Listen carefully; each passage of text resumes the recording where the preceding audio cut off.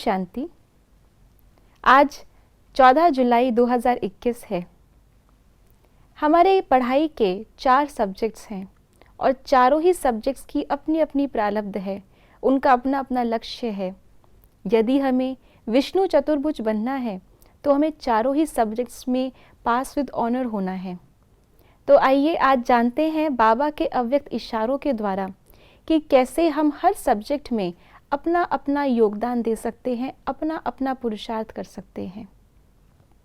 कई बच्चे कहते हैं कि जब योग में बैठते हैं तो आत्म अभिमानी होने के बदले सेवा याद आती है, लेकिन ऐसा नहीं होना चाहिए, क्योंकि लास्ट समय अगर अशरीरी बनने के बजाय सेवा का भी संकल्प चला तो सेकंड में पेपर में फेल हो जाएंगे। उस समय सिवाय बाप के निराकारी, निर्विकारी, निरअहंकारी और कुछ भी याद नहीं। सेवा में फिर भी साकार में आ जाएंगे, इसलिए जिस समय जो चाहे वह स्थिति हो, नहीं तो धोखा मिल जाएगा। ये सारा ज्ञान ही 1 सेकंड का है, सारा खेल 1 सेकंड का है, पेपर भी 1 सेकंड का है। 1 सेकंड में पास तो पास और 1 सेकंड में फेल तो फेल। और ये पास और फेल केवल एक बार का नहीं है, बाबा ने हमें स्मृति दिलाई है कल्प कल्प की। तो ये एक बार जो हुआ फिर वो कल्प कल्प भी होगा।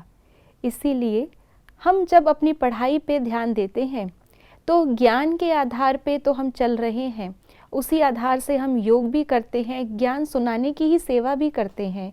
लेकिन ज्ञान ये भी कहता है कि किस समय किस चीज़ की आवश्यकता है, उस चीज़ को उस समय हम करें।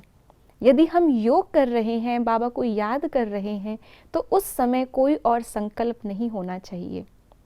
ये तो हम सभी ब्राह्मण आत्माएं जानती हैं, समझती हैं।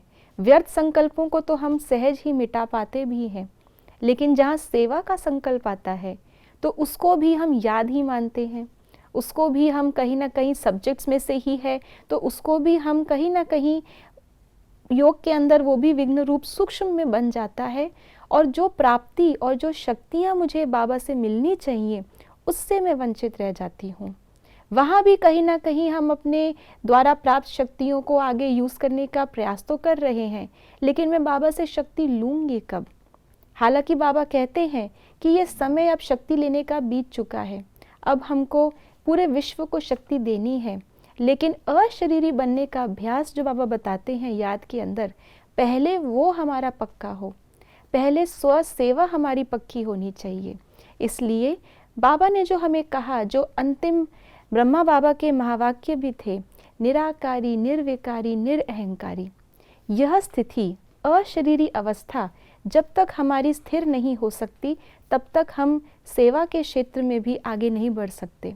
साकार में ही हम कहीं ना कहीं रहेंगे और अपने आप को हम जो अव्यक्त वतनवासी बनने का पुरुषार्थ करना है उसमें पीछे रह जाएंगे।